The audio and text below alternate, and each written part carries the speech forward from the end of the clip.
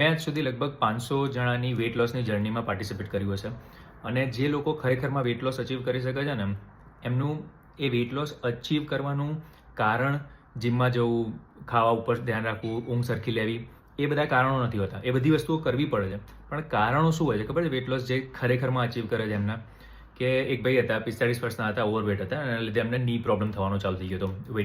વજન વધારે પડતું હતું ની ઉપર. તો એમને એવું હતું કે મારી છોકરી 9 વર્ષની છે, એના લગ્ન થાય ને એમાં મારે ડાન્સ કરવો છે. તો મારે એ વસ્તુ અચીવ કરવા માટે મારે વેઇટ લોસ કરવો છે, મારે હેલ્ધી રહેવું છે ત્યાં સુધી કે હું બરોબર ચાલી શકું, મારી ની ઉપર અસર ના થાય. ઘણા લોકો હોય છે કે જેમને એમની ફેમિલીમાં કે એમના ફ્રેન્ડ સર્કલમાં જોયું હોય કે લોકોને વેઇટના કારણે હાર્ટના ઇસ્યુ થતા હોય, લીવરના ઇસ્યુ થતા હોય.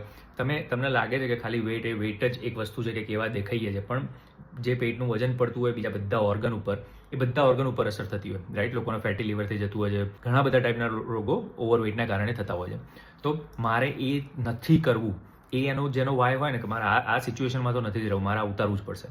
કાં તો અમુક લોકો હોય કે જે મિરરમાં જોવે ને, 30sમાં હોય, 40sમાં હોય, 50sમાં હોય, મિરરમાં જોઈને એમને પોતાની જાત આમ એવું જ ના થાય કે હું છું, કે હું 20 વર્ષનો હતો કે 20 વર્ષની હતી ત્યારે હું મિરરમાં જોતી હતી કે આ માણસ નથી, આ માણસ ખબર નહીં ક્યાંથી આવી ગયું છે, ખરાબ આદતોના કારણે, એક્સરસાઇઝ ના કરવાના કારણે કે ગમે તે કરવાથી આ માણસ હું જે બની ગયો છું એ હું નથી.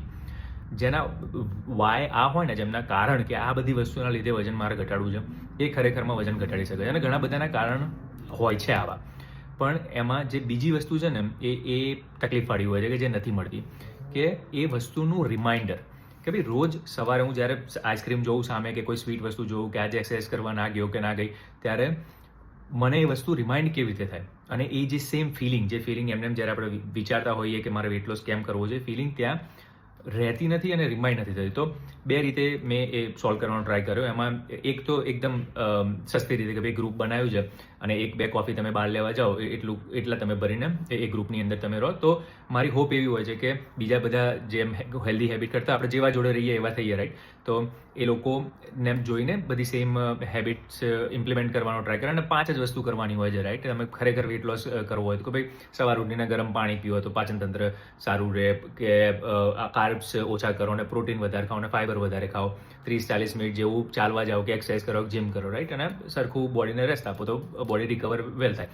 બીજું કશું આમ કે જોરદાર રોકેટ સાયન્સ નથી. અમુક ડાયટ પ્લાનના અંતે બધું હોય, પણ એ તો મળી જાય. It's not that difficult, right?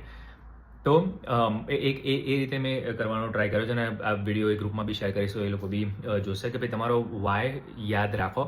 અને સેકન્ડ વસ્તુ છે, જે કોસ્ટલી પ્રોગ્રામ રન કરું છું, જે હું કદી કહેતો નથી કારણ કે હું એમાં ઇન્વોલ્વ હોતો નથી, પણ મારી જે ટીમ હોય છે એ તમારી જોડે 1 મહિના સુધી કોલ સ્કેડ્યુલ કરેલા હોય. તમે શું ખાધું એની વાત થતી હોય, તમે કઈ ટાઈપની એક્સરસાઇઝ કરી એની વાત થતી હોય, શું અસર થઈ રહી છે, શું તમારે ગાઈડન્સ જોઈએ છે, એના કોલ સ્કેડ્યુલ કરેલા હોય. મહિના માટેનો પ્રોગ્રામ હોય છે, 3 મહિનાનો પ્રોગ્રામ હોય છે, ને બધું કરતા રહેતા હોય છે કે એ તમારો વાય રિમાઇન્ડ કરાવી રાખે અને બેઝિક નોલેજ તમને આપે રાખે. પણ જે બી માણસને વેઇટ લોસ જર્ની કરવી છે ને, તમારો વાય ખરેખર વિચારો કે ભાઈ મારે કેમ વેઇટ લોસ જર્ની કરવી છે. ખાલી સમરમાં હું અમુક કપડાં પહેરીને બીચ ઉપર જઈ શકું, that's not a goal. It's still a good goal. એ તમારા માટે જો એટલું ઇમ્પોર્ટન્ટ હોય તો એ વાય તમારા માટે ખરેખર કામ કરશે. પણ ઘણા લોકો માટે that's not good enough why, કે જેના લીધે એ શું ખાય છે, શું કરે છે આખો દિવસ, એમાં એમની પ્રાયોરિટી મગજમાં રહે કે ભાઈ મારી health is my first priority. So fix your why. એ વાય યાદ રાખો. અને જે બી તમે સિસ્ટમ ક્રિએટ કરી શકતા હોય, રાઈટ? કે જે ગ્રુપની અંદર હોય, જે એકબીજાને મોટિવેટ કરતા હોય કે ભાઈ હું કરું છું તું બી કર, કાં તો પછી એવો કોઈ કોચ હોય કે જે તમને સ્કેડ્યુલ કોલ કરી શકતું હોય, કે ઘરમાં કોઈ તમારો પાર્ટનર હોય કે જે તમને યાદ કરાવી શકતું હોય. બટ અનલેસ એન્ડ અન્ટિલ આ બે વસ્તુ નહીં થાય કે સોલિડ વાય તમારા મગજમાં છે અને એ વસ્તુનું રિમાઇન્ડર તમને નહીં મળે રાખે, ત્યાં સુધી વેઇટ લોસ મેં આજ સુધી કોઈનો થતો જોયો નથી. એ તમારી લાઈફસ્ટાઈલ જ ચેન્જ થવી જોઈએ, અને લાઈફસ્ટાઈલ ત્યારે જ થાય કે જ્યારે એ તમારી પ્રાયોરિટી હોય. ચલો, હોપફુલી મેક સેન્સ.